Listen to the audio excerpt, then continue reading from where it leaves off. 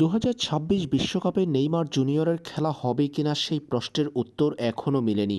এখনও পর্যন্ত কার্লো আনচেলত্তির স্কোয়াডে জায়গা পাননি ব্রাজিলের সর্বকালের সর্বোচ্চ এই গোলদাতা। ফিটনেসে নিজেকে শতভাগ প্রমাণ করতে পারলে স্কোয়াডে ডাকা হবে নেইমারকে, এমনটা আগেই জানিয়েছেন কার্লো আনচেলত্তি।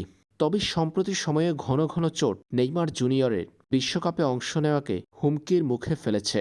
শুধুমাত্র নেইমার নয়, 2026 বিশ্বকাপে ভিনিসিয়াস জুনিয়রকে নিয়েও শঙ্কার বার্তা দিয়েছেন আনচেলত্তি। নেইমারের সঙ্গে শঙ্কায় ভিনি, কড়া বার্তা দিয়েছেন ব্রাজিলের ইটালিয়ান এই কোচ। বিশ্বকাপের স্কোয়াডে অন্তর্ভুক্ত হতে হলে সেই ফুটবলারকে 100% ফিট থাকতে হবে, এটাই কার্লো আনচেলত্তির চাওয়া। সে নেইমার কিংবা অন্য যে কোনো ফুটবলার হোক।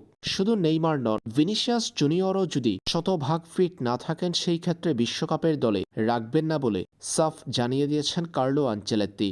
ইটালিয়ান এই কোচ বলেন, 2026 বিশ্বকাপ দলে জায়গা করে নিতে যদি নেইমার অথবা ভিনিসিয়াস 90% ফিট থাকেন তবে আমি অন্য প্লেয়ারকে বেছে নিব যে 100% ফিট। নেইমার প্রসঙ্গে এ সময় কার্লো আনচেলত্তি আরও বলেন, নেইমারকে 100% ফিট থাকতে হবে।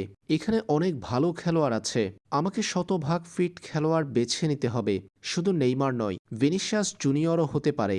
যদি ভিনি 90% ফিট থাকে তাহলে আমি আরেকজন খেলোয়াড়কে ডাকব যে 100% ফিট, কারণ দলে প্রতিদ্বন্দ্বিতা অনেক বেশি, বিশেষ করে আক্রমণ ভাগে আমাদের অনেক খেলোয়াড় আছে।